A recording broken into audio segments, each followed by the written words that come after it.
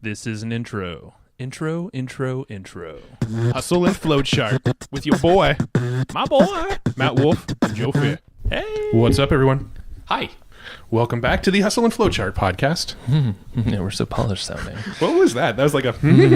Well, you know what it was? I started listening to Conan O'Brien Needs a Friend. Oh, it's so good. And I listened to the one with Jeff Goldblum, and he I haven't listened to that one yet. Like this. Yeah. Yeah, and he does this You're kind of funny- creeping me out because you're doing the face along with it. Because it's exactly what he does. How And could you see him? because I've seen enough YouTube videos and movies of him, and he does that. All right. He calls himself very jazzy, and he does it with all of his body and gyrates everything.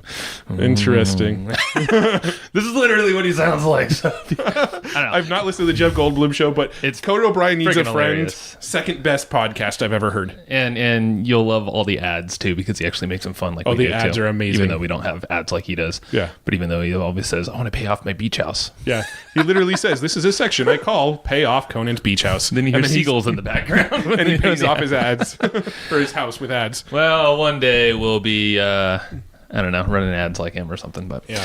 You know what we should talk about today? yeah, probably today's episode, huh? We should talk about copywriting.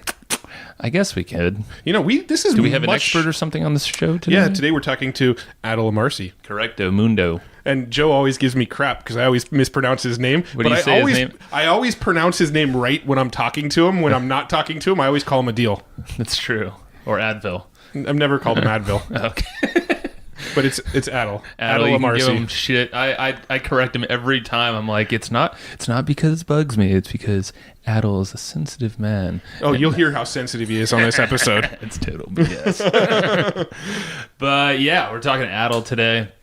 This dude, we were on his show last month, and he claims he's been chasing, I think, you more than me, which is totally fine because you have a secret admirer. I've been the object of his eye. his desire. Desire for like 5 years, he said. Yeah. And I don't know how you've avoided him for that long. I've never avoided him. I just don't remember seeing these messages. My gatekeepers must have been too good of a job. All those gatekeepers. All my gatekeepers. Ankle biters.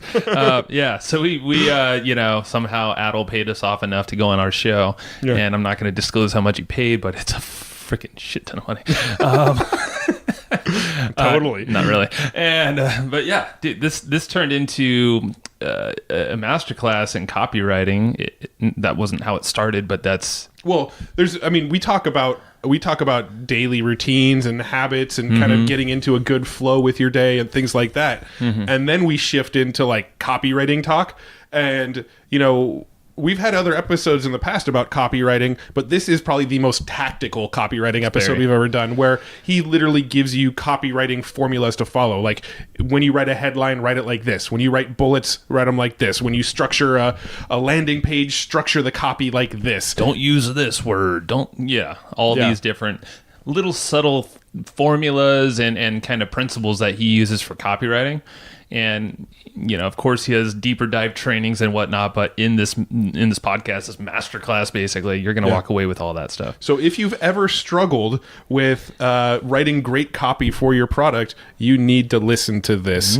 And if you don't listen, you could be leaving a lot of conversion percentage on the table. I'm sure you would be, because So make sure even you if you're not a great copywriter, if you don't want to be, it still helps you be a little bit more persuasive with everything you do. I may or may not have used some of Adil's copywriting is that what techniques that in was? those statements. I like it. You know what? Yes. You know what else we talk about on this episode? What? We talk about our traffic book for a minute. Oh, hey, yeah. We did. Adil brought it up because he loves it. Well, we And asked what his favorite book was, and obviously that was the one he mentioned. the first one. The Evergreen Traffic Playbook. And this thing is, basically just lines out in great detail our traffic strategies. And because we have multiple little subtleties to all this stuff, we interviewed a ton of people. So the guests and their favorite traffic strategies are in the book as well. And We're actually getting ready to update it. we are going to update it. Yeah. So by the time you hear this, there may be an updated version, or it will be coming very soon, and we'll Either way, email you'll you get about it notified. when it's ready. And yeah, Just make sure that it's totally free if you just go to evergreenprofits.com/traffic book. No spaces or dashes. It's evergreenprofits.com/book. traffic book. And one more time for good measure, evergreenprofits.com/traffic book. You notice that like Conan on his show too, and he's not a marketer or anything, but he like says the URL like 4 or 5 times. That's because he has marketers who work for him. 100%. But it's just funny to hear someone like him who doesn't do any kind of ads, and like he gets all like, I don't know. Some people just get really awkward and stuff, and it's like he's like he embraces beginner. It. He leans into that shit. He it's does, awesome. but he's like a total podcasting newbie, so it's kind of entertaining to just because I'm like, I know what he's going through here. Yeah, for sure. But all right. you know, we're pros here. Evergreenprofits.com/traffic book. We're gonna go talk to Adil Amarsi. Oh man, Adil, you can kick his ass. You have my permission. All right, let's go talk to him. Let's go talk to Adil. Hey, Adil, we're live. Hello. Yes. Yeah. Are you ready for this? I think we need to tell people about the discussion we were just having before we hit record. How do we describe that said discussion? I think we can sum it up by singing Dayman. I think that's No, it was a conversation about Always Sunny in Philadelphia, and now we all have this song Dayman stuck in our head. And Matt and I will learn that on guitar and serenade everyone very Can you soon. sing it for us real quick? How does it go again? Just I'll do the part. But I don't know the other part. I don't either. Adil knows. I'll join in where I know. It's like Dayman, fighter of the night, man. Champion of the sun. He's the master of karate. It's been too long. I don't remember where the let's go in. Yeah, that's really all I remember. All right. Anyway, That's a good start. It's a good start. All right, Adil, thanks for hopping on the show with us. This is fun. You guys are welcome. you guys are in for a ride. Oh man, if this is gonna be anything like our show together on my podcast, yeah, you guys are gonna have so much fun. Most likely it will, and we should link that in the show notes as well. Yeah, whatever. That's not even out yet, is Actually, it? it's not released yet. It's not released. I think it'll come out around the same time this one comes out. Ooh, that'll be cool. So if the episode we did on your podcast is out at the same time, we'll post it in the show notes. And if it's not, we'll post it in the show notes when it is out. Yeah. Yeah, same here. But pretty much anytime the three of us get together on a call, well, we don't get together in person because you're not allowed to get together with us by Not law. Yet. Soon. Yeah. Soon. We always have a good time. We end up talking about stand-up comedy and other fun stuff that we won't get into right now. Now people are going to be interested. Like, why is he not allowed? Like, and we don't. I think we should just leave it at that. Oh no, exactly. I want to leave it like that. Yeah, he's not allowed in the United States right now. He's killed a man. No, Yes. He's not. There are so many avenues you guys are teeing me up for, like, to make jokes for, but I'm like, just don't do it, man.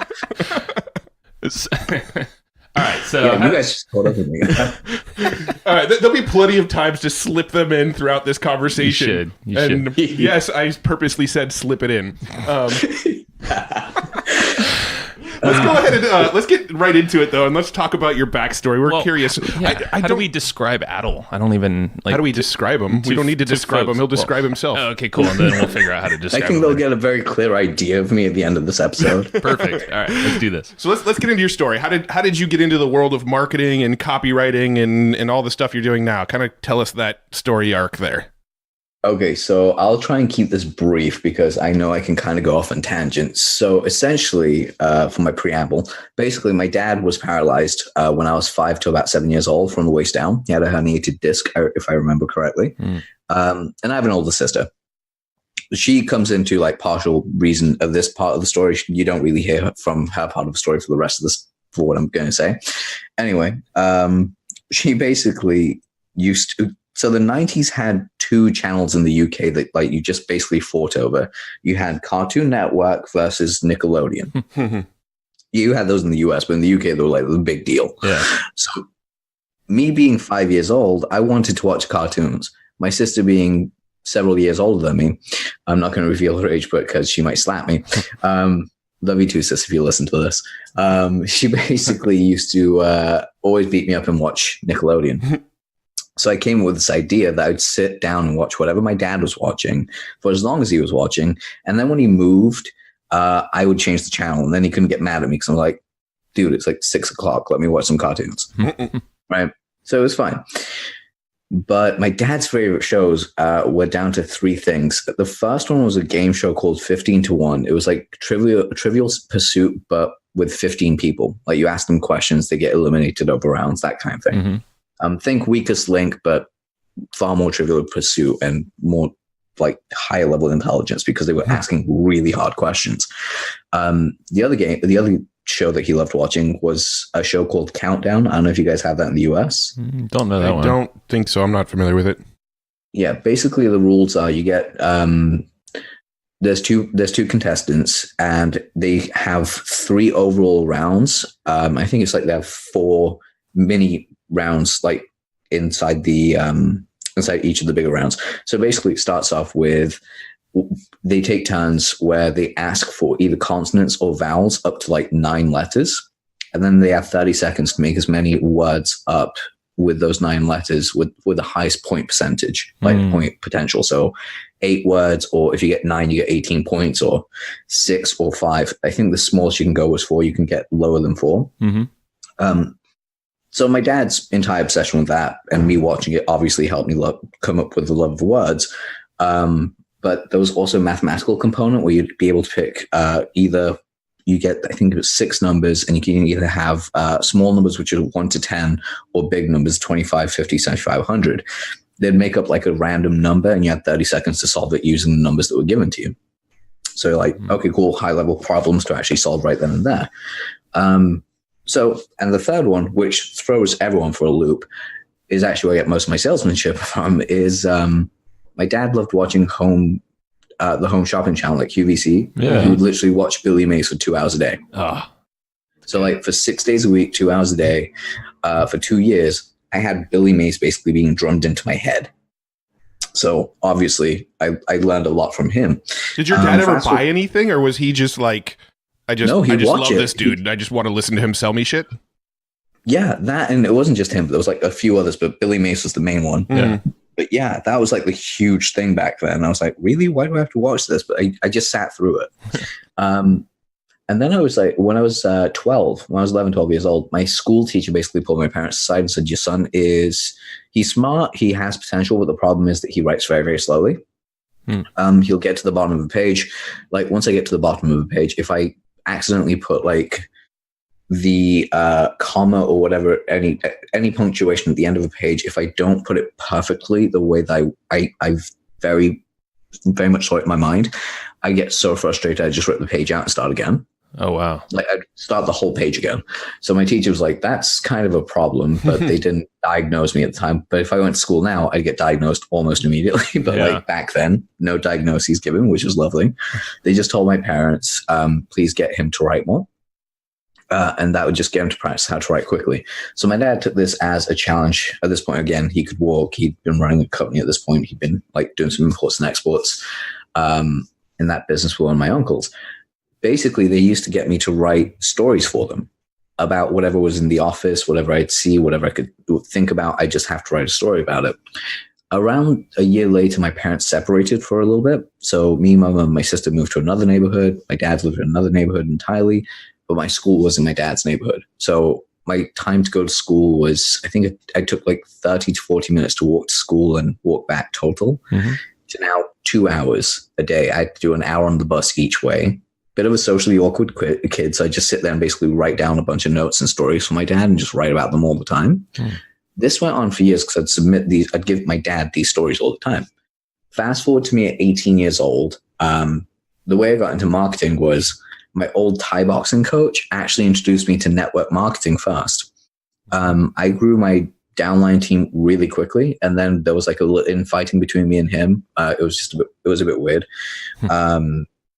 So I turned to like trying to get out of his downline. I wanted to start my own whole thing. So I went online and started looking at traffic exchange websites. Like I think Traffic Swarm was one of them, like really way back in the day. Built up my mailing list, wrote a blog post about the network marketing company I was with at the time, and had 10 unique people view this page. Still a little blogger page that I had going. Nice. I had 7 of them pay me money and join my team. Like 7 people, I had no idea who they were. They just joined my team. And I'm there 18 years old going, what the hell just happened? It's a good feeling. around this time, a couple of months later, I end up going to Mark Anastasi's event in London on traffic generation. I was like, oh, this would be cool. At this point, I still don't know what the hell I'm doing. I'm like, what do I do? I know there's a couple of cool people. I know about Frank Kern, blah, blah, blah. But I'm just a dumb kid. I don't know what's going on. At this event, I get really close with a lot of the speakers who end up eventually becoming clients.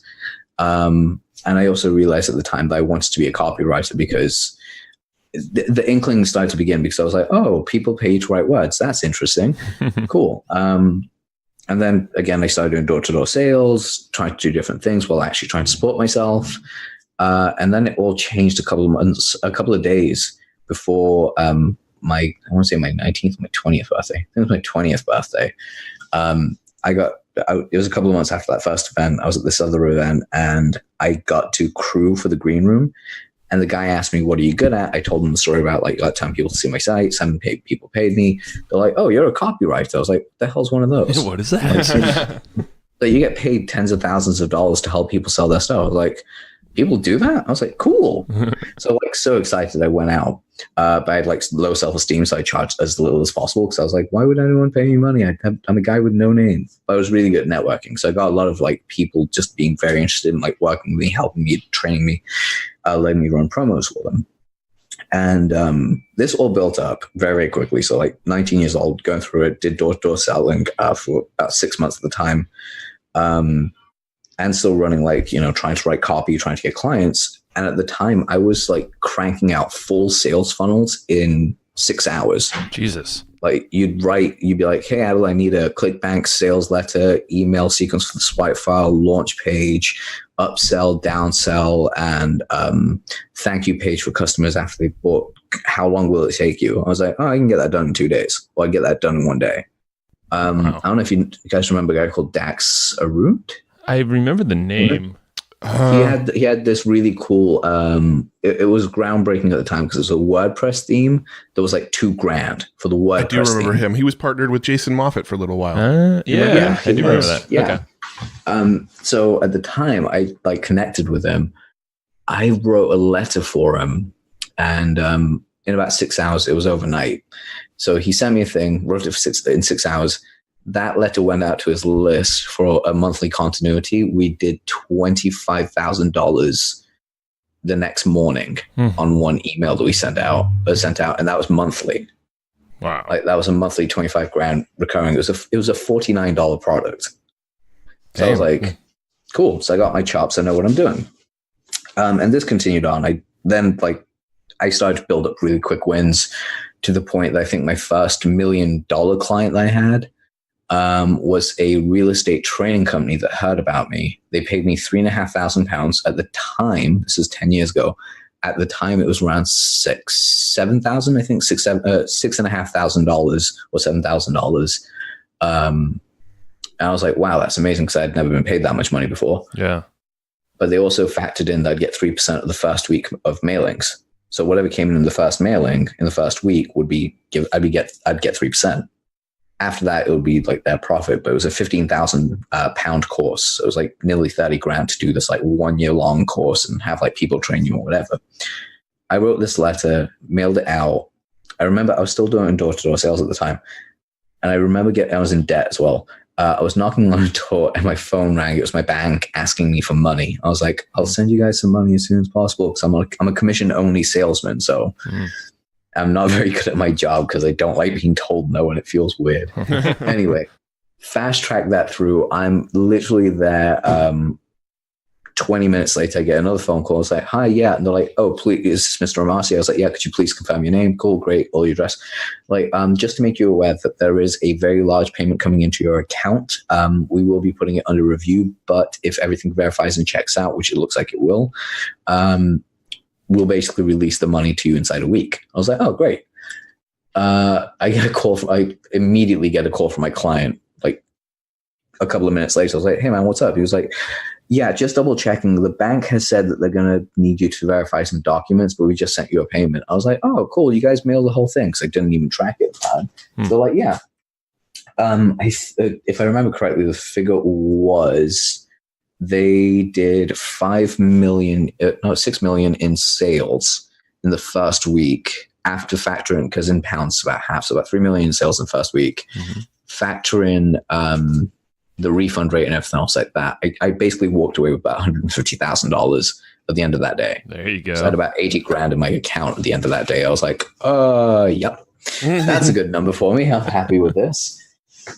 Quit my job, started going down the copywriting path, and just basically, I wouldn't say I've never looked back, because I have looked back a couple of times, but since then I've just gone on to constantly develop my craft.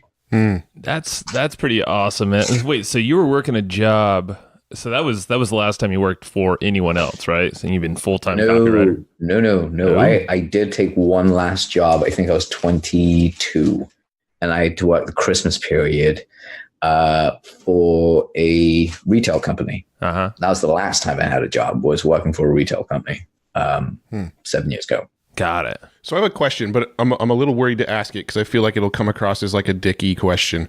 Go for it. So here's one thing I've always wondered about, like really, really great copywriters. Like when a copywriter gets amazing at their craft and they're really, really good at selling stuff through the written word or through scripting videos or that sort of thing, I've always wondered, why wouldn't that copywriter go and take their skill and, instead of writing copy for other people, take that skill and either write copy to promote affiliate products or write copy to create their own courses and sell that course? Why do so many like world-class copywriters go and sell their service instead of using the skills that they have to just, pad their own bank account? I can't answer for other copywriters, but I can answer for me. For me, it, like I mentioned earlier, I had really low self-esteem. So it took me it still takes me a really long time today to actually even be okay to say what my results are. I need to give you guys an idea, we're recording this in March.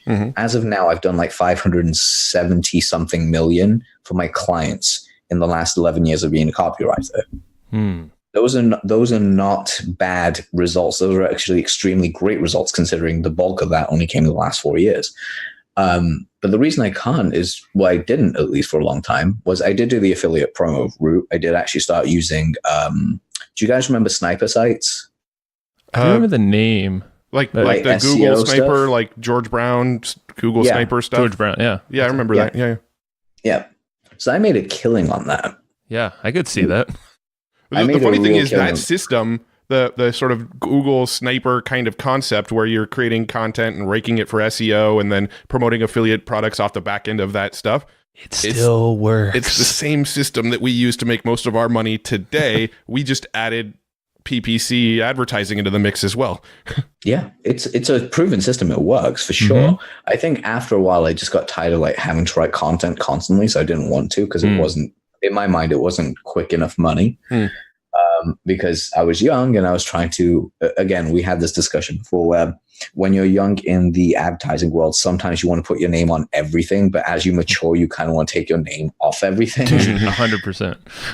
Yeah, so that was basically me. I was like, yeah, let's do this. And I was like, I want to mature out and just be known for being this copywriter, but I didn't want to just be a copywriter. I want to do all these other crazy things as well. But the reason I didn't was I had a really hard time, because I started so young. I had a hard time finding my voice. So whenever I wrote copy, even content, if you go back to if you look at the last 3 years of my social media posting or any of the video, whatever, I don't put a lot of stuff out there. It's not because it's not like I don't have anything valuable to say, or I don't have anything that I could teach people, because I do love teaching the stuff. The problem I had was I didn't know how to put it out there in my voice and it making an effect to everyone, because I try and say it, but it would come out weird when I wrote it down. The concept would be really strange for people to understand. So I was like, how the hell do I do this? So that's why it took me so long. And now, obviously, I do have my own training course. I'm rewriting the sales letters to that and all the email promo stuff, and that's going out in around the same time this show goes live.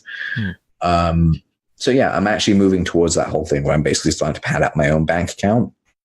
Gotcha. But that's cool. The other reason to why I actually still write and offer my stuff as service, how possibly how I work with other people I really care about and want to work with. Honestly, it's experience, and the other is I get bored like, I'm going to swear for a second. I get bored shitless. I get really bored. So that's why I usually have about 4 or 5 projects going at the same time. No fucking swearing on our show, please. Yeah, hell no. Yeah, how dare I swear?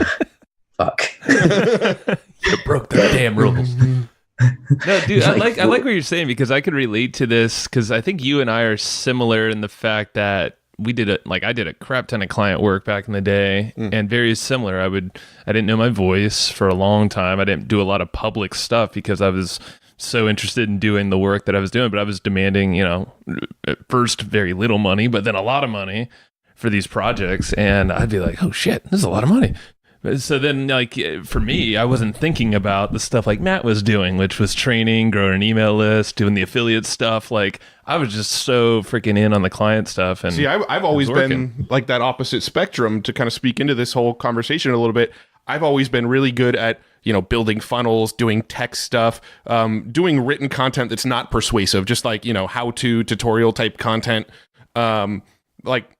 I've always sort of had a good grasp of the technical behind the scenes stuff. The copywriting was always sort of my blind spot. I've read a lot of copywriting books. I've bought a lot of copywriting courses. And to this day, I think all that stuff has really done for me, has gotten me really good at looking at existing copy and finding areas to tweak it, but I still can't write copy from scratch to save my life.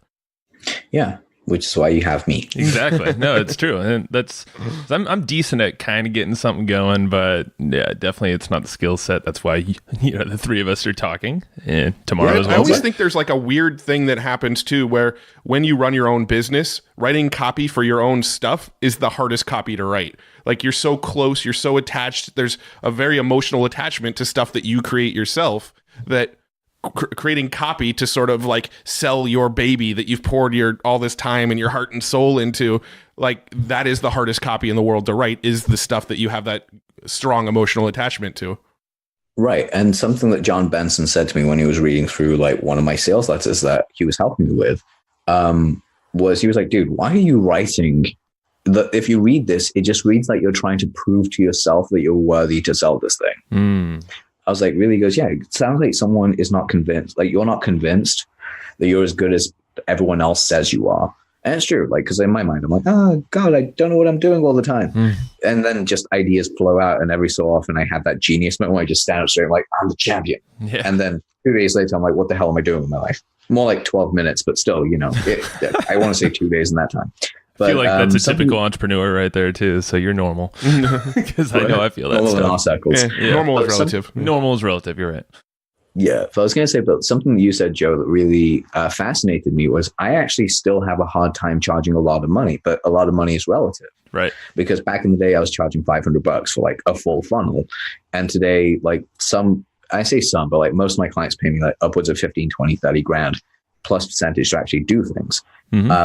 But at the same time, I do take on clients that if I want to work with them, I will like cut a deal with them. Just because it makes my life a lot simpler, it makes their life a lot simpler. And I'm like, I actually want to work with you because, again, I want to hang out with these people and get to know them because I get along with them. Right. And as an entrepreneur, anyone that says that this doesn't happen, as an entrepreneur, you do get a little bit lonely if you're hanging out with people that have 9-to-5s. Because you're like, you cannot understand the shit that I go through. Yeah, you can't really, there's a lot you can't relate on. Yeah, it's also like, why are you working late today? Oh, it's 2 a.m. I've got to get this thing done as a deadline. Why? Because, well, I said so. And they're like, well, why can't you do what we do and blow it off and do it in the morning, get up really early? I was like, because I can't. Yeah. It needs to be done.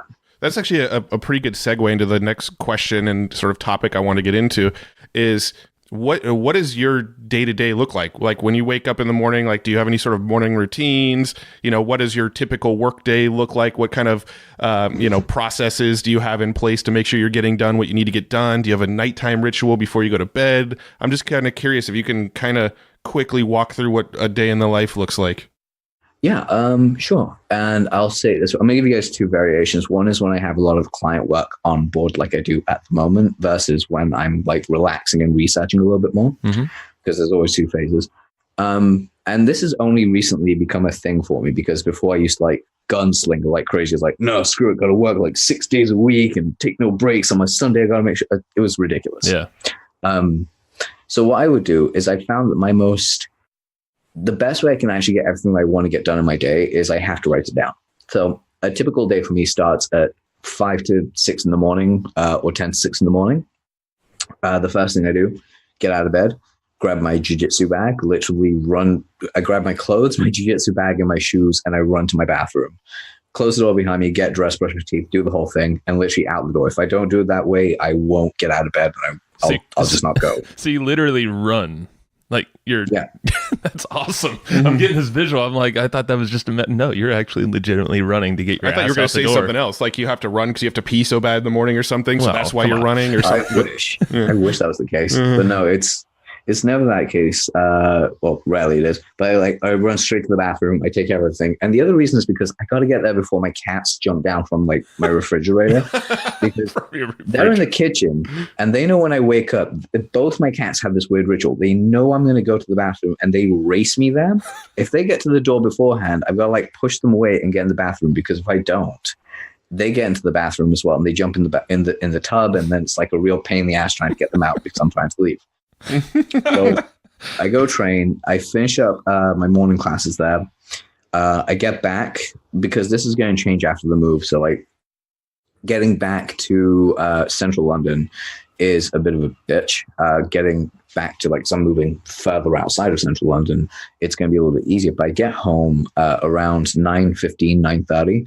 I take a shower at home because I don't like taking showers at the gym. Take a shower at home. Get dressed, have a banana, and this again is changing, but only marginally. As of now, I still train with my PT from 10:30 in the morning to 11:30. I come home, take my second shower, and then I eat something and get started around midday. The new schedule that I'm going towards is in that day is once I finish training and have my shower, like after jiu-jitsu, that turns into I've got to make myself breakfast. And then it's spending an hour and a half just reading or drawing or creating. Basically, I need something creative to get my day and my brain going. After that, midday till about, I usually have it set till about 8 p.m. But the reality is from between midday and 8 p.m., that's copywriting work is built into that. Like if I'm writing something, then I've got to write between these hours. If I'm researching, I'll go research between these hours. Then it's social media posts if I have to make any, emails if I have to write any, follow-ups with any people, podcasts that I have to put together, just anything that I've got to do that's technical. And of course, I'm not going to be like, I don't have the TV on. I have music on. I have Netflix going. Sometimes I take a full half hour off just to watch a really dumb show or whatever it is, just to distract my brain, and then come back and recharge. Usually playing with my cats around this time. Around 5 or 6 p.m., I'll have some food and get some to eat. And then it's as I reach around 7, most times, most people don't actually book anything for after 7 p.m. for me. Like it's 7 p.m. is around the time that I get shut down.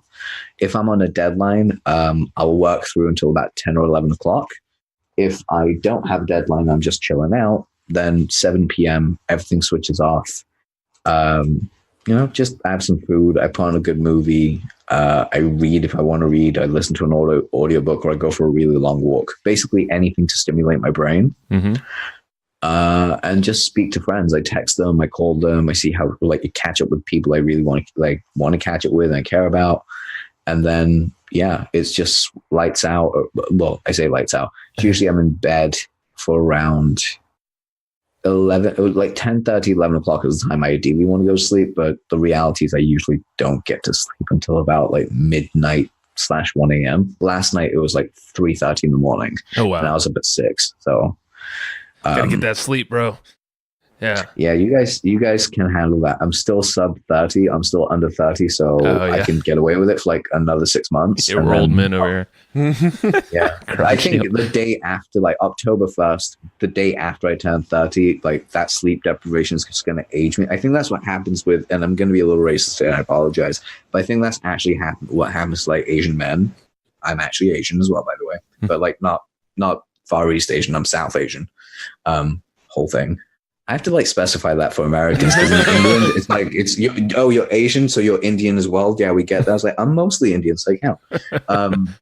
That's what just ends up happening is that hustle, that need to succeed that you get born with from a very young age of its expectations from family and stuff. You won't be loved unless you succeed. totally a thing. Dude, that's rough. Yeah, I can see how that's a driver, but at the same time, it probably knocks you down. You're like, God. Where do you think the low self-esteem came from? That's like where it was born. Of course, that's where usually everything's from the parents or whatever they were raised. Or, it's this like freaking onion you're trying to get through and it's unravel. societal and cultural as well. Yeah. So like going through that entire process, what was my point? What was my point? Shit. Yeah, that was it. So basically, like you just get really tired. Like you save up all that time that you're tired, and then the day after you hit, it's either 30, like the day after 30. Or 50 in some cases, like the day after you hit 50, you just age terribly, like so quickly. And one of my friends from Thailand, and he's half Thai and half Chinese, so I love him for this. We were watching Kill Bill and Kill Bill Volume 2 and Pai Mei, like the dude with the long wispy white hair and stuff. Yeah. He was like, I guarantee you guys, that'll be me on the day after my 50th birthday. So I look normal. I'll go to sleep normal. I'll wake up looking like that. I was like, seriously, like, you have no idea how much stress I have going on. I was like, damn, dude. Yeah. I'm just getting great visuals. Like, dude, I'm almost 36, and I swear, if I get like 7 hours of sleep, I'm groggy. I'm like, is that too much or too little? Yeah. That's too little. Too little, yeah. No, I get about 8 hours every night. I rarely get less than 8 hours, but when we're like traveling for conferences and stuff, we never get 8 hours. And I swear, I'm like groggy if I drop below 7. Oh yeah, like we were at Podfest, and just any conference, anytime, like even TNC, we're like so proud of ourselves to be back before midnight. Yeah, so we're just like, wow, we are. I don't know if we're older or we're just getting smarter or priorities. Or we were like giving ourselves pat on the backs because there was like parties going on every night and we decided not to go to them. It's like, I could go to this, but then tomorrow I wouldn't feel great. I know, smart adult thinking. Right. I think this is the very first year we're like, oh, wow, this is how it's supposed to feel like. Smart adulting. As we get older, the FOMO effect is like less and less. Like, I don't care what you're doing right now. So I'm curious, is your routine, like, is there a purpose behind it? Like, I'm sure you sound very structured, even though I know you get bored easily. So I'm sure you change it up. How does that work? So the way I have it, it's very... Okay, so this is quite a fun little segue. So just a little self-promo warning, guys. So the way that I teach copywriting is the exact same way that I have all the structures in my life. They're quote-unquote rules, more like the guidelines. The guidelines on what I want to do. And then I get to fill those times with whatever the hell I want to do. So my mornings are always structured that I want to train. I want to do some form of movement. Even if it's just... The reason I do Jiu Jitsu is because, honestly, it's my place to meditate. Mm-hmm. It's my place to let myself just be myself and creative. And I live in a big city where a lot of my friends don't live nearby anymore. So a lot of my friendship circle has like shrunk significantly. Mm. So jiu-jitsu is just another way for me to connect with other people and other humans, and not be like cooped up and be like, what the hell? Like, the world is passing outside. I want to see it. But this is a great way to like meet people and, train my body and everything else. So jiu-jitsu is kind of like, that's my health in the morning. And I realized it was only like until like last September after my birthday, I realized the reason I really like working out in the morning and I don't like doing any work before midday is because most of my clients don't wake up until midday because they're in other parts of the world. Right. Secondly, I'm not really at my sharpest in the morning. Like, I want to kind of relax and put myself first and get my mind right, not really worry about the stresses of life. Mm-hmm.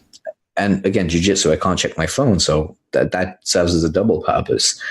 Mm. And giving that myself time to actually like choose myself. So it's like you can have another training session. You can watch a movie in that morning. You can read a book. You can play a video game. You can do whatever the hell you want. You can that time of my morning is all mine. I can do whatever the hell I want. I can go for a really long walk and sort out furniture buying because that's a big issue of yours right now. Yeah, right now it really is. Like, you have no idea. You guys know because we had this discussion. But like, I did not realize that was my realizing that I'm maturing as an adult when I realized that I'm buying my own furniture. That's kind of like a thing. Well, and here's a little side note just for folks listening. We told Adil about how most of the furniture is really made from one manufacturer, And Adam Ruins Everything is an amazing show to just probably piss you off a lot, but you'll learn a lot. Yeah. And you learn about how the furniture industry is basically fixing prices to screw people over. But in pretty much every other industry in different ways. But yeah, carry on. Just want to throw that out there. No, I agree. Like you guys told me and that blew my mind. I was like, God damn it. It makes so much sense. It's not Again, your fault. it's the part that like you hate them, but also you're like, I totally respect your hustle here. It has to be done. But the way I look at it, like, so after that, like my eating pattern is something that my PT and everyone keeps telling me off for because I've never really had a good eating pattern, but I just know that I don't eat at least 3 or 4 hours before I go to bed. I like to eat and then wait a couple of hours and go to bed. But my day, like for working in the afternoon, I realize that's when I'm most productive. When the sun is up, that's when I like to work. When the sun is down, that's when I don't like to work. I'm just like, I can do podcasts in the evening. Like I try and schedule my shows throughout the day. But that's the reason my schedule runs till about 9 p.m. Like 8 till 9 is my last slot for any of my shows. And I'll take calls then because it's like, I'm talking, it's okay. I'm doing a podcast, it's entertaining. But like I said, those rarely happen. The evening is just fun time. It's like, do things that are interesting, that are fun. What can I do to relax? Am I going to go see friends? Am I just going to like chill out with my cats and play with them? Am I going to play video games? Am I going to play my piano? Am I going to find a way to like express myself artistically in any single way? Or am I just going to try and get some more work done? Because that's an option as well. If I'm on deadline, that's an option. But 9 out of 10 times, evening time comes, I don't want to work. I just want to like, that is my time to chill the fuck out. That's my time to like completely unplug and send you guys really random messages that get really, really mean. And I'm like, I've got to find a way to respond to these. So you guys get fumicade. It is random oddball hours. I'm like, dude, it's like you should probably go to sleep. I'm like, yeah, you do you. But you guys will figure this out as well. Like you will, like when I'm writing, like if I'm writing for something with a client and stuff, I know that's going to be like a launch thing rather than Evergreen. Sometimes you'll get emails from me at like 3 or 4 in the morning, like from my time, and you're like, "Is he still awake writing?" I'm like, "Yeah, I can sleep." Well, this is. I'm just interested now because like it's funny. We haven't really touched a lot. We haven't touched a lot on copywriting, like tactics and all that stuff. But would you say that what we're describing now, your routines and your habits and the way that you free your mind, is that like a good foundation for everybody to kind of just get in the right mindset to write? I mean, for business, it just seems like this is kind of it. You're more passionate, it sounds like, about this. Or maybe it's just because we're asking the questions about this. Yeah, we haven't even gotten into the copywriting tactics, which was the next avenue we're going to go down. We could do that. Thanks, guys. Just Joe's like, wait, I thought you would. No? Okay, that's next. No, I'm just, it's interesting because I think this is something that a lot of folks don't talk about. And I feel like this is good foundational stuff for no matter what you're doing, right? Like we're going to get into to copywriting and talk about some copywriting tactics with the last 20 minutes we have here or so. But as far as like setting a foundation for any business, I think having good habits, good routines, good sort of a morning routine and like some sort of health routine that you kind of get in the habit of doing. And, you have your hours that you kind of have figured out that this is when my brain is functioning at the highest level. Well, that alone right there is so damn like smart. A lot of folks don't even figure that out. It's like, when should I work? And I'm thinking writing, I mean, that's like the most important thing you can be figuring out. Yeah, and for me, it's like if I have to do any sort of creative writing or persuasive writing, if I'm going to put my head down and write, it's not going to happen in the morning. It's going to happen at maybe starting 2 in the afternoon, and then my brain starts to fire on all cylinders where I'm like, all right, I'm in writing mode now. But I can't write before like noon. It's just not going to flow out of me. Same. Yeah, I sometimes can, but again, it just takes it out of me. It's like whenever I write anything, it takes time to build up. It just takes a lot of time. But one of the things that you did mention, Joe, that I really just want to answer is everything I do, I wouldn't say it isn't a bad foundation. It's a good foundation, but it's also because I've already done all the hard leveraged work that I had to do in my early years to get to this point. So there are 3 practices that I'll just tell everyone if you guys want on how to just like 3 practices I get every one of my younger copywriter, like my copy cubs, to go through to like really start understanding how to write. Yeah. Do you guys mind if I just share those? Let's do it. Like real quick. Number 1, pick a movie or a book or a video game that you are emotionally attached to. Like when you play this, you get really emotional to it. Like it really draws you in. 2, if it's a video game, find the cutscenes to it.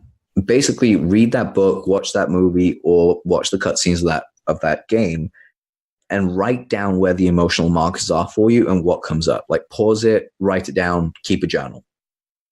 What this does, it starts telling you exactly what you emotionally respond to.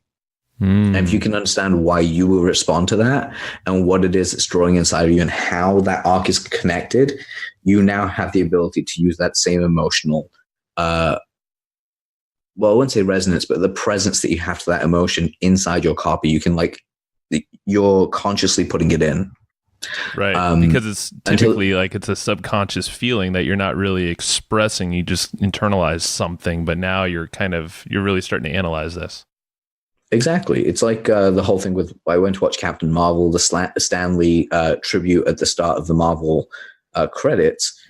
That made me very, very teary, but not I didn't cry, but like, it made me feel teary. But the one that really got me was when I was playing the Spider-Man expansion game for like on the PlayStation.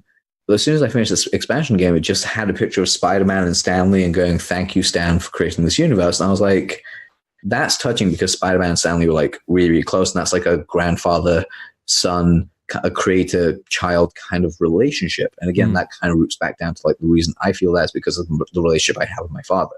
Interesting. So I have a lot of that stuff going in my own mind. And that's really where it becomes really powerful for me.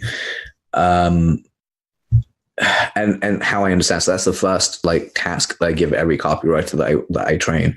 The second is to pick up a book called, and if you're not into this, I do have like alternatives, but nearly everyone that I teach is into some form of crime drama. So I get them to pick up a copy of Chris Carter's Crucifix Killer, which is one of my favorite books. And I tell them to read through it. And the reason is because like I have little tasks for them. They have to report back to me after they've read like 10 chapters, which doesn't even take long because like the chapters are tiny and short. So they send me a message, and the response I write back for them is 3 check marks. And the first check mark is, okay, do you have any idea what's going on and like who the killer is? And they're like, no. Okay, or yes, they do. They have some theory of what it is. Second is, do you feel like going to look for the spoilers? Like, yeah, it's like, what emotions are you feeling as the third? And what this does, it allows them to really understand how to set up expectation in story-based copy, but also in actual reading stories. It shows you how to create like setups, create that emotional wanting, that constant draw, that want of pleasurable release, but also keeping someone on the tenterhook. Just there, like, I really want to check the spoilers, but I won't because I really want to read this book. So it's like you won't spoil it for yourself because you actually want to read it. So that's the second practice. The third is actually really, really, really simple. And I think every copywriter tells people to do this, and I'm very similar in the sense. Get out a notepad and pen, not a digital notepad and pen, a literal notepad and pen, a legal pad if you must, and just start writing headlines. You know, just start writing headlines after headlines. Look at old direct response ads, write their headlines out, see how you could tweak them. And all this really kind of like, it breaks down to really understanding how to write the 85% of the copy. Like, that is the most powerful part, is how do I create a headline that allows people to keep reading? And how do I start building that story up? Now, of course, my copy cubs at this point, they know my system of how I write with my structure. So they know exactly where the headlines have to go, where the subheadlines go, what the story parts open to. So they understand that creation, the creativity that I have in my mind. So if you like combine those 3 things, which is understand what the emotional markers are in your favorite movies, books, or games, read Chris Carter's book and understand how to build anticipation, want, and actual desire. You can do this with Stephen King as well, but I say Chris Carter because it's a little bit more modern and it really hooks you in from the very get-go. And the third, which, as I said, is basically get good at practicing headlines, because that's exactly what will draw people in. So those are 3 very powerful things. I like that. Use almost immediately. I love it. I love it. How do we, can you quickly break down headlines just for folks, like maybe a simple formula you have so people have an idea of how to start practicing these things? Okay, so the first one that you guys know because we spoke about it on my show is never use the word learn in your headlines or any of your copy, actually. And you guys can go listen to my show with Matt and Joe, basically where I just dissect that because it's a whole rant.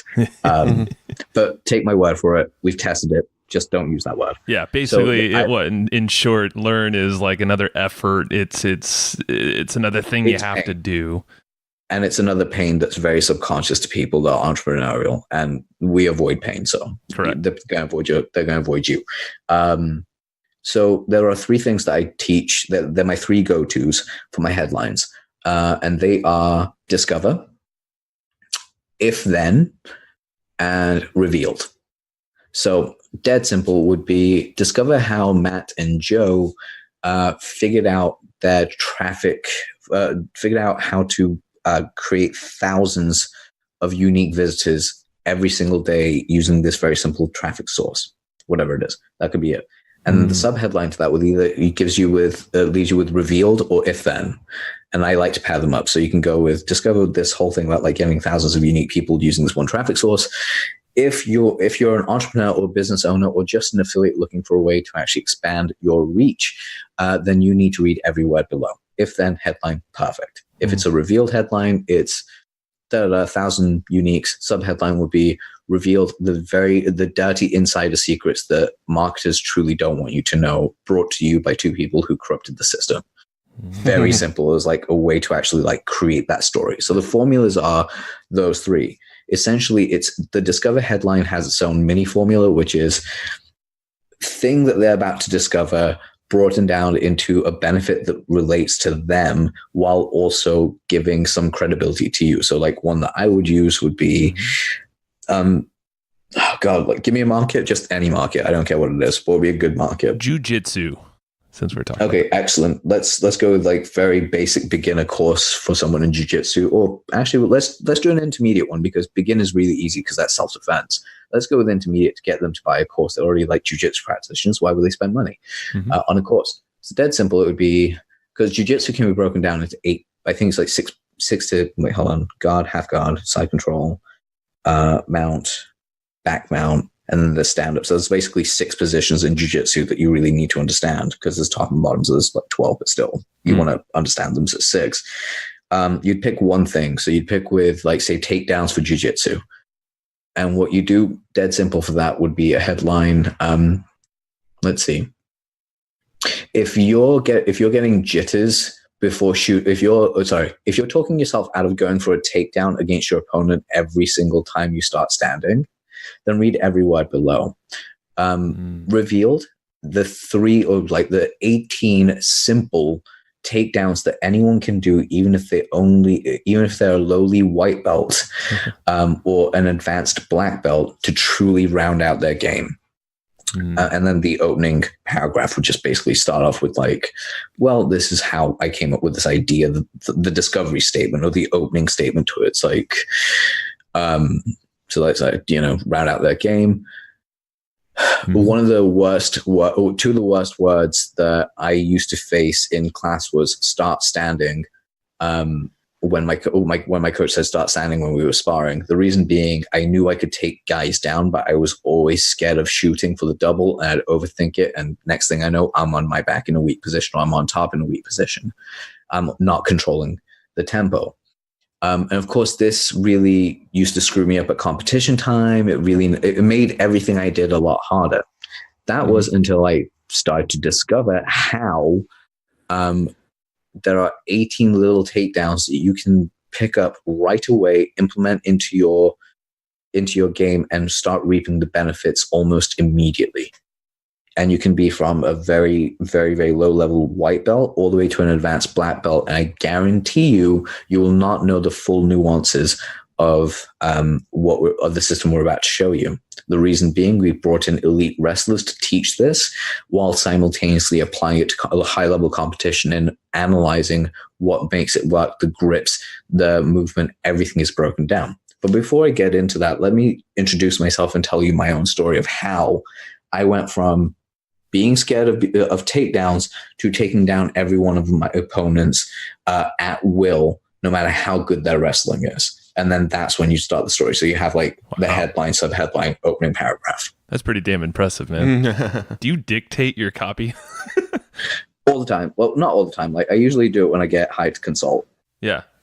That's impressive, man, because you were just breaking down that formula, but now, do you use pretty much the same formula for like writing bullets too? Because I've heard a lot of people kind of describe bullets as just, you write a shit ton of headlines, and a bunch of those headlines, if they don't become the main headline, they can become bullets. No, I have like a different formula for bullets. The bullet formula I use is quite simple. It point out the obvious and then give them a reason. So if let's just say, for instance, if we were looking at the same Jiu Jitsu course, like module 1, for instance, because the thing that I don't do is I don't write bullet points in my actual main copy. I put bullet points specifically in just the areas where it counts, which is when I'm making lists, when I'm telling them what they're getting. Mm-hmm. Okay. That's it. I don't do bullet points on like trying to summarize whole sections of story, because I'm like, that doesn't need to be summarized. The way that I look at it, at least and by the way, this is like a breakthrough for me right now while I'm telling you, because I'm like, oh wait, no, I really don't do bullet points. And the whole reason for it is it feels like an interruption in a story. If your story is good enough, then people read all the way through until you get to the boring parts, and that's when you summate them. So how would you combat like the skimmers, the page skimmers? Is that where subtitles come into play?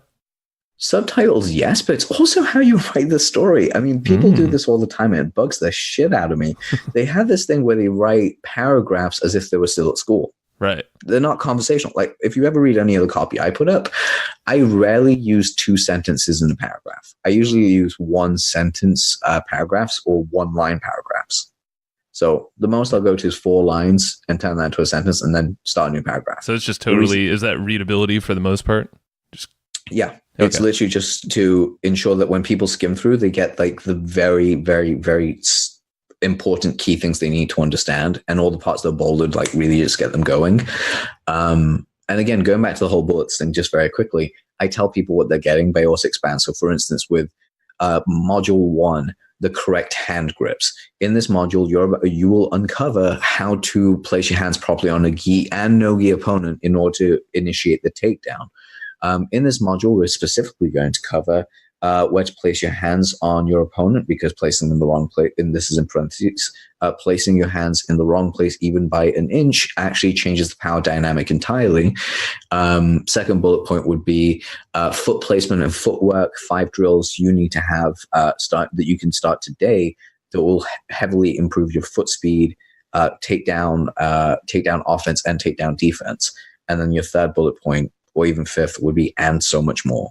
I always write in 3, 5s, and 7s, 3, 5, 7s, and 9s, and the last one is always and so much more, because it's an expectation. And it really like it pads out, but not fully pads it. It pads it out in someone's mind. If you're having a hard time like finding your bullets, just get the main ones out and let the and so much more, let it expand in the person's mind what the other stuff could be. So when you actually create it, there's more than what you've actually said. You just couldn't put it into words, and this is like a little sneaky shortcut there.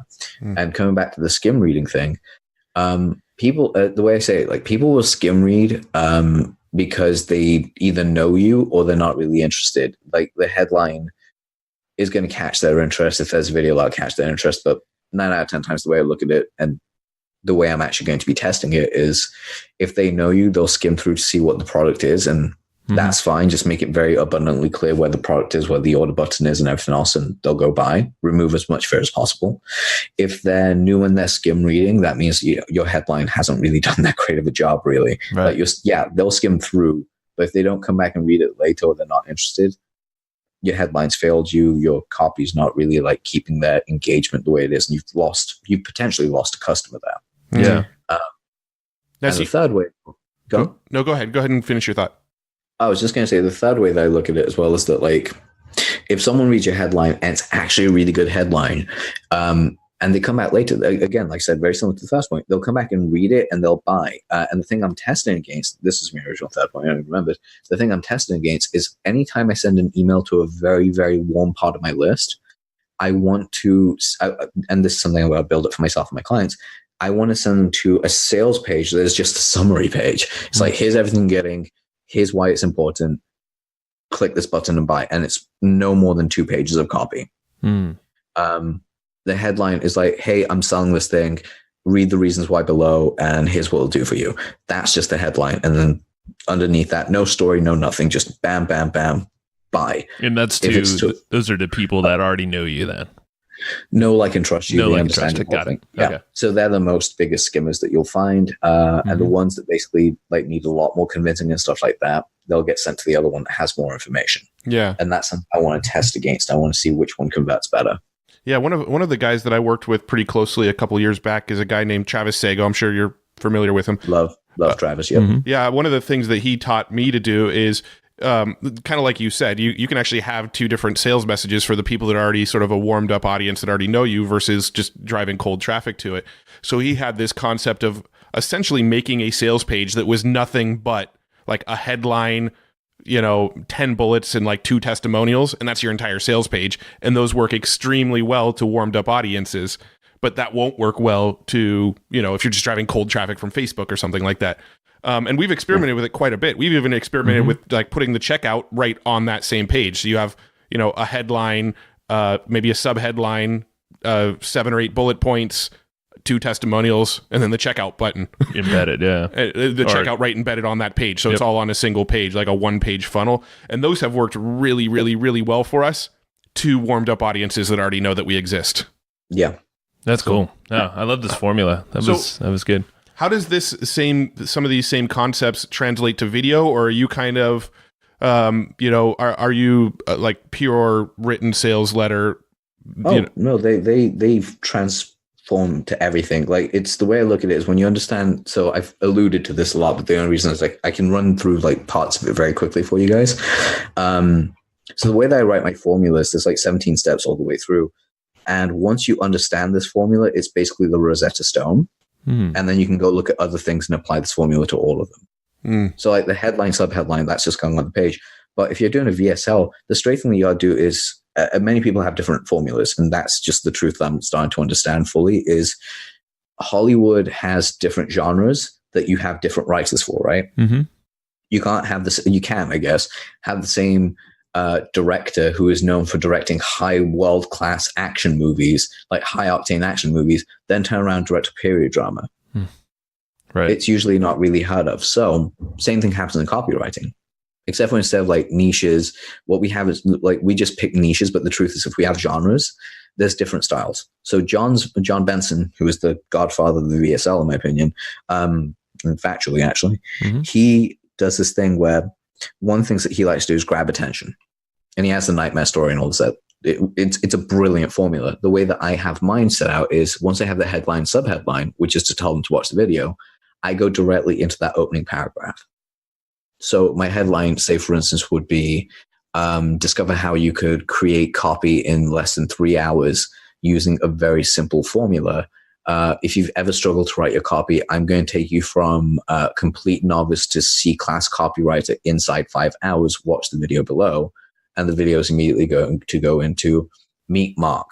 Mark was one of my students who really didn't understand how to shortcut his copywriting chops. In fact, after he finished my training, he ended up getting his first $1,200 close almost immediately. And he wrote that letter in record time, and it converted better than anything else he wrote. In fact, I have a whole horde of these testimonials, but before I get into telling you what the formula is, let me introduce myself. So I've used the exact same formula, but I've done it in video. And then just like it's tweaking 1 or 2 little things. Yeah. And I would assume webinars are similar. It's just maybe drawn out a little longer. Yeah. Emails are the only ones that are strange, because emails, you got to kind of like, landing pages are different as well. Landing pages are just like headline, subheadline, bullet points, opt-in, testimonial. And this is a reveal, by the way. I started playing with this model back in 2013, 2014 for like putting testimonials on the landing page. I'm still consistently getting 50, 60% opt-in on like lukewarm and about 30 to 40 on cold traffic for opt-ins. Even to the point where one of my friends had 90.6% opt-in on his webinar. Wow. which is like Mike Filsaime called him and asked him how he did it, and he's like, no, my friend Adil did that. And I was like, oh shit, that's cool. But the formula, that's the formula for landers. The formulas for emails is a little bit different. You got to have like a subject line that's basically engaging. And then you have to have an email style that's like story based and quite interesting. Like Matt, you and I have discussed this very, very quickly, where I gave you like a very quick outline of how I would write an email. Mm-hmm. And the only reason I can kick that off of my mind and just go through that congruency is because I understand, okay, where is the person that's going to read this? Where are they? So it's always knowing your avatar. And how do I specifically use the formula I have in my mind to find the story that matches them? And to find the story, you guys, so I'm going to give you guys a heads up. This is where I go supersonic and crazy, and it's insane. So the way that you find your story, this is another formula, is you ask yourself 3 steps of questions. Number 1, what was my greatest defeat? Number 2, what was my greatest victory? And number 3, how did I get there? When you chart that course, you have multiple little checkpoints, and each one of those little checkpoints had their own defeat, victory, and how I got over it stories. Figure those out. You will never run out of content. That is gold right there. I love that. Wow. Well, because one of the things Joe and I talk about, and I'm sure I've probably told you this off recording before, is, we try to write an email to our list every day. We want to have a daily email go out. And for me, I'm fairly good at writing the emails once I've got the concept in mind, but it's having the ideas for a daily email that I tend to struggle with. Mm-hmm. And just what you said right there is kind of like, all right, there's my sort of writer's block cure for emails. Oh, dude, we could like hash out, just brainstorm based off of that right there. Yeah, you have so many different places that you can work, and everyone has these. You might be sitting there thinking, I don't have that many struggles to what I did. Really, if you're a yoga teacher, why are you a yoga teacher? Ask yourself that. Because I love yoga and it's happy. Okay, but why did you go into yoga? What was the key reason? Well, my back hurt, and I did yoga and it really helped my back, and I started helping my mom, and she started to get better. And then like you have all these different like checkpoints that you just basically hit to get to the point where you're a yoga teacher today. And the whole reason you did it was because you had a bad back. Now, guess what? You can specialize in helping people heal bad backs, and you have a business that's thriving because you just did that. That was your starting point. So here's a question. It's super selfish, and it'll be obvious why in a second. How would you suggest doing that when promoting podcast episodes? Do I tell our guest's journey, or do I tell a journey about like the insights I got from the guest? What would you recommend in that area? It depends on familiarity. Mm-hmm. If you have huge familiarity with your guest, like you, me, and Joe, we're friends. That was such a bold assumption, Adil, but still. Maybe. Yes. Well, I guess we are. We are confirmed. We're friends. Yes. Yay. Happiest day ever. That was like the first time we spoke as well, that we just both went and was like, did we just become best friends? I think we just did. But what I'm saying is like, so like with us, I let anyone that knows me, that I know that can, we've had conversations, they've seen what I do, how I just pull copy out of like my mind just easily. Like they've seen all the stuff about me. I actually prefer them to write an email that's kind of like, if we were promoting this podcast, I just want you guys to like, hey, so this is Adil. Adil is, and then just give like a quick outline of how you know me. It's like, he's this copywriter, and we met through our buddy Brad. In fact, we put out this Facebook post, and once we got on his show, he just basically ripped me for like 10 minutes before the show, saying how he's tried to get me on his show for 4 years. That kind of thing. Yeah, so we actually, after we had that call, we realized that we wanted him on our show. So we asked him, he said yes, and now here it is. And this is what we cover inside the show. Mm-hmm. So it's familiar based, and it sounds like a friendly email reminded from a friend saying, hey, you need to go check this out. Whereas if it's someone that you don't really know all that well, like you've hung out with them, or you've spoken to them, like you know of them, but you've not really got to know them. You got to know them on the show, like a little bit. You've had guests where you're like, oh, this person's cool, but I don't think I'd speak to them for like every day, or like every week. I don't want to touch base with them every week. Yeah, they're just like, they're a cool person, but they're busy. We got our own life. Right. We all have those people, clearly. What I would do then is I would use my experience with their story. So it'd be something along the lines of, hey, so just a quick heads up, today's guest went from complete poverty, had no idea what they were doing. If you like, imagine you like interviewed Stephen Pressfield, like he was a quote unquote ne'er-do-well until he was 40 years old, had no idea what he was doing. and then things just clicked into place for him after 40. And this is all the stuff that he did. And he's gone to write these amazing books. In fact, when we had him on the show, these are some of the things that we covered. And then you put like 3 to 5 bullet points. Mm-hmm. And then you just say, also tomorrow, what I'll do is I'll send out a reminder email, kind of gleaning off what I picked up from this interview, what Joe and I picked up from this interview, but send us an email back to this address, or just hit reply or post on our social media page and tell us what you picked up from this recording with Stephen Pressfield. And you have the links throughout. Now, what that does, it also creates engagement. It creates social interaction, basically makes you look great with email service providers. And ultimately, it builds in another reason to email them the next day.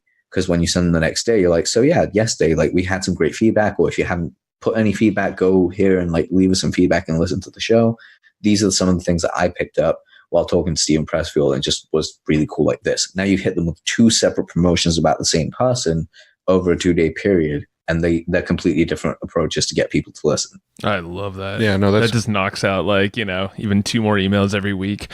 Yeah. The follow-ups. And you can always tie it back into, another product or something else that's going on in our whatever we're doing. Yeah. And yeah, it relates us to that guest. Yeah.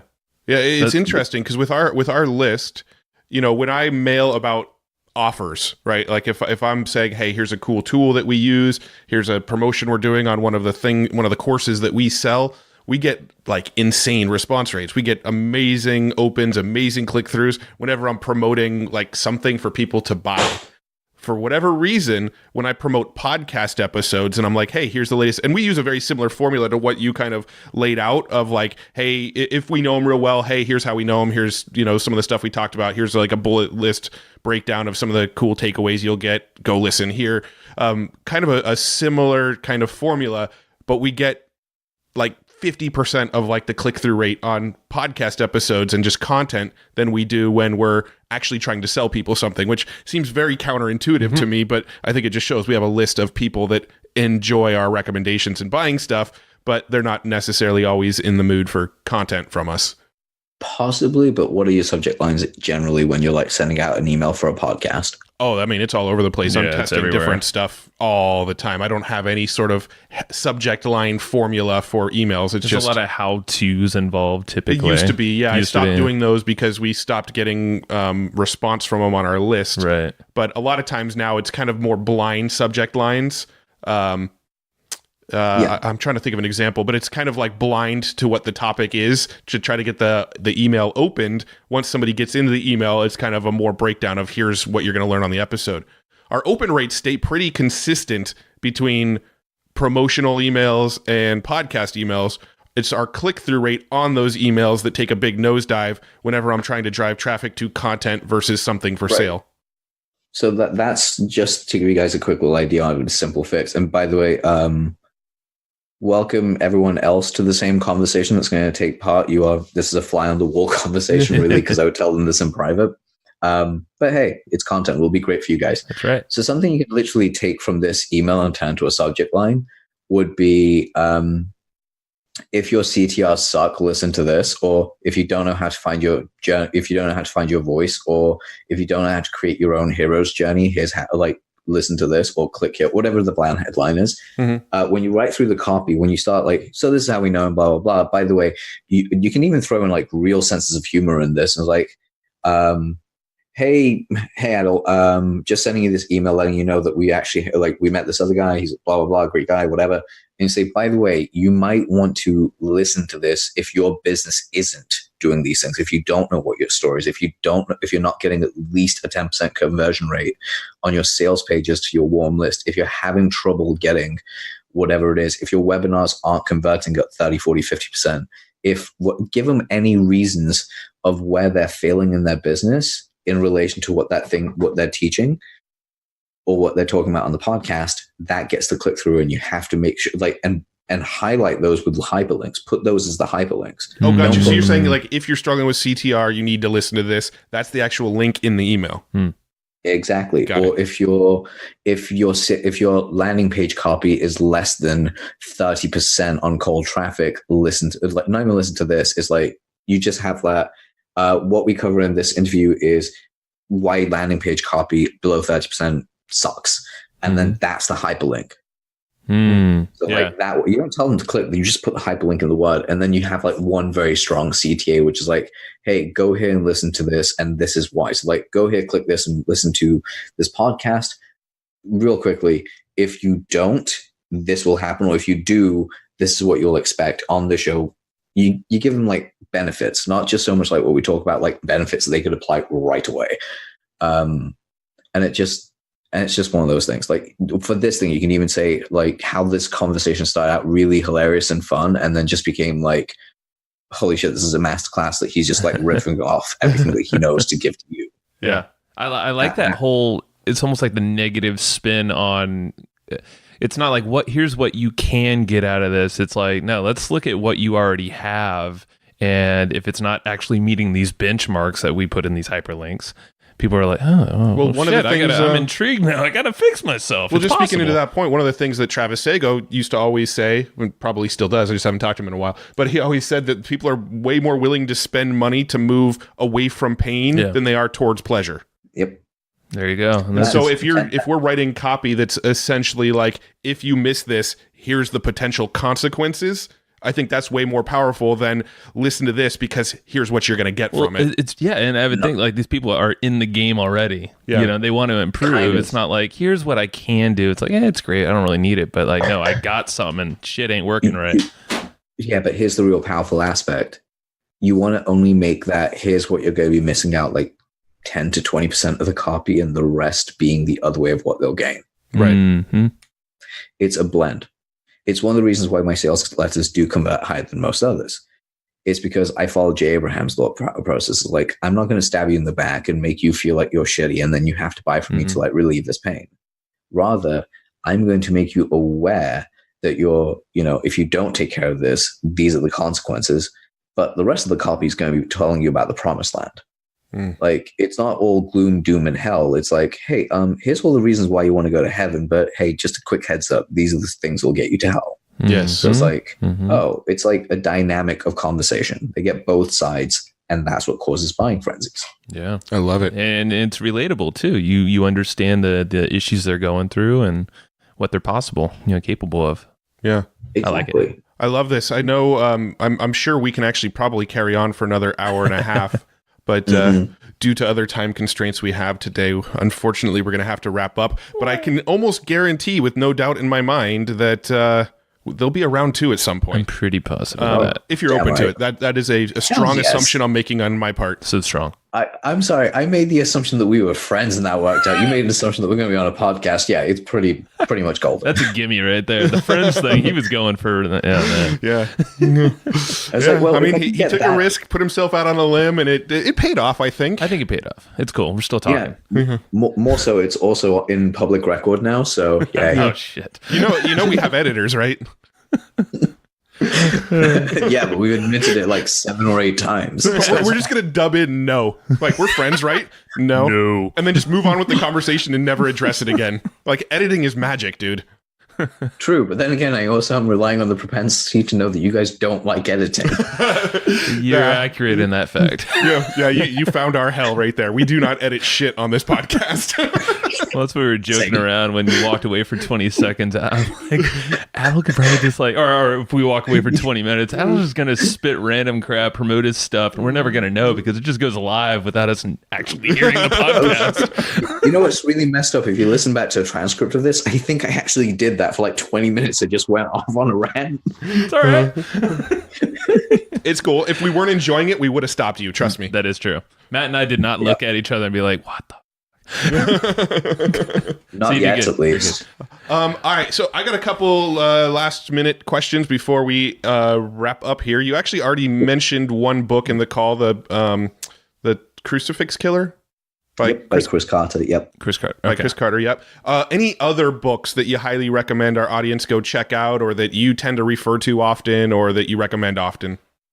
The Laws of Human Nature by Robert Greene, that just came out. That's an excellent book to understand how people think, act, and really is in depth. Ooh, I like that. I'd suggest getting the audiobook version because it's 28 hours of content. Get both and use it as a reference manual. Trust me, it's worth the If you're on Audible, it's like 1 credit, so get a trial membership. So it's like worth like the $25 that you'd pay. Cool. They'll pay dividends. The other one, also pick up 48 Laws of Power, but you can get that on YouTube or whatever. I've read the 50th Law. That's the only Robert Greene I've read, and that was the one that was referencing 50 Cent. But it was actually really good. I listened to it on audiobook, and 50 Cent actually voices his parts in it. I remember that. Yeah.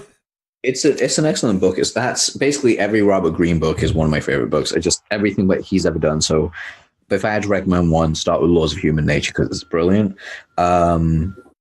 Don Leslie does the voice for the 48 Laws of Power, and you guys would love his voice. It's so well for that book genre. But okay, moving on. Another book that I'd actually recommend everyone pick up and read. That's actually more to do with like story-based understanding is Wired for Story by Lisa Cron. That's Cron. What was the name of the book again? Can you repeat that? Wired for Story. Wired for Story. Wired for Story. Okay, got it. Yeah, it's a great book, like absolutely amazing. She basically teaches you how to hook a reader in from the get-go when writing a book, and you take those same principles and put them in your business. You're ready to go. But yeah, those are the books. Oh, and another one, the Evergreen Traffic thingy. What's it called? Evergreen Traffic Playbook. Oh, the playbook. Yeah, that's a really good book to read. Like, I hear the authors are like a little bit, they're a little jerky sometimes, but you get along with them, they're fine. They can really be dicks. It's true. Yeah, but they're pretty trustworthy. I think they know what they're doing. The prima donnas, their egos are like insane through the roof. There is no roof on Matt's house anymore because our egos just busted through it. There you go. Yeah, it's crazy. Do you have any like tools or software or anything like that you just kind of can't live without now that you use them? God, there's so many. Let's go with Slack is pretty good though. I'm still not a huge fan of it, but I do like Slack on my phone. Slack's good. You gotta have something better than that. What you got? Yeah. Oh, I have like, don't worry, I'm getting to it. Like, so Brain FM is one of my favorites. Ooh, Brain FM's a good one. I have, yeah. I'm surprised. I don't think I've heard anybody else recommend that in a long time, but Brain FM's really good. I love that kind of stuff, yeah. Brainwaves. They've got a great update coming up, by the way, and I'll tell you guys why very quickly after the show. Although I've actually tend to do more of that Brain FM stuff just through Spotify, because Spotify has a whole bunch of that kind of stuff on it now. I use different apps, but I'm curious about what the update is. Send me the goddamn links to the Spotify stuff, guys. Another like a really, really fun app that I do like to use is Pornhub. Where is it? It's not, they don't have an app for that yet. He knows. I'm actually the guy that's like contested, like helping them. Like, come on, guys, we need to do this. You're really missing the boat here, guy. Although it wouldn't get approved onto the Apple Store. So that's probably true. Right? Android, though, they don't care. These other three apps are for iPad only, and they are Notability. Great for taking notes by hand. I actually use it for like my day-to-day journaling as well. Are you an iPad Pro and pencil guy? I actually got the iPad 9.7 because I realized you can use a pencil on that as well. Oh, okay. Oh, that's you guys actually pushed me towards it because I was going to get the Remarkable, but then you guys were like, get an iPad. I was like, fine, I'll get an iPad. Which is funny because neither of us have iPad Pros with iPencils yet either. We know a lot of people that do, and we both have talked about getting them, and we just haven't done it yet. There hasn't been a burning desire yet to read. All right, what else you got? So that was Notable, right? Notability. And the last one is Procreate on iPad as well, which is an artist app. It's just really good for drawing and sketching. My thing to relax is I watch Bob Ross and I try and paint along. That is awesome. Dude, all right. I could totally see doing that myself, actually. I've used Procreate on my sister's iPad. She's an artist, and I found it absolutely amazing. I did I did it. It was like 3 hours. I was just freaking sketching my dog, because he could like trace over a picture. And it was amazing. And then Bob Ross, we were on a plane actually going to Orlando, and I watched an episode of Bob Ross. I'm like, holy shit. He's just like, he just makes you feel good. I just forgot about it. And it was like 83 or something. And I could see, everything's in layers. You kind of see the steps, and Procreate's a perfect example of how you can implement that now. That's rad. Oh, I agree. Perfect meditation practice too. All right. Yeah. Well, that's wrapping up then. Well, what was there another one? Well, how about your courses? I know you mentioned that. Where can people go find this? If they go check out the copywritersroom.com, by the time the show comes out, it should be at its actual price, which is $495. If it's for whatever reason still at $995, just enter the coupon code hustle, or actually, yeah, just put hustle, and you'll basically get like $500 off. So it'll be $495 for you to actually get in. And that's divulging all my knowledge on how I write sales copy, including 10 different niches were actually on there, like 10 different businesses. And I actually, on what I did with you guys, where I just started dictating copy. Yeah. I started dictating copy in different markets for them, like one after the other. And they were like, how are you doing this? It's like, I'm just making it up, and it works. One of the best ones was a newborn photographer. She was like, how would you sell newborn photography?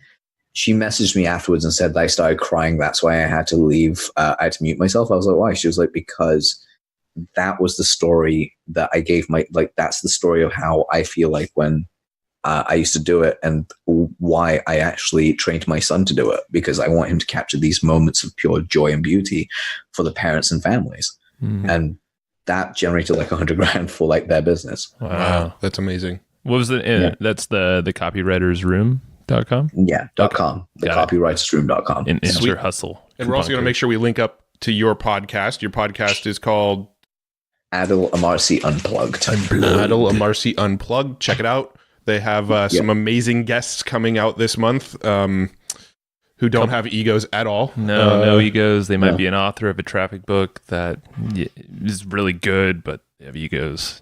They don't have egos. So we'll make sure we link up to the podcast. Hopefully that episode's live around the same time this one goes live, so we can sync it all up.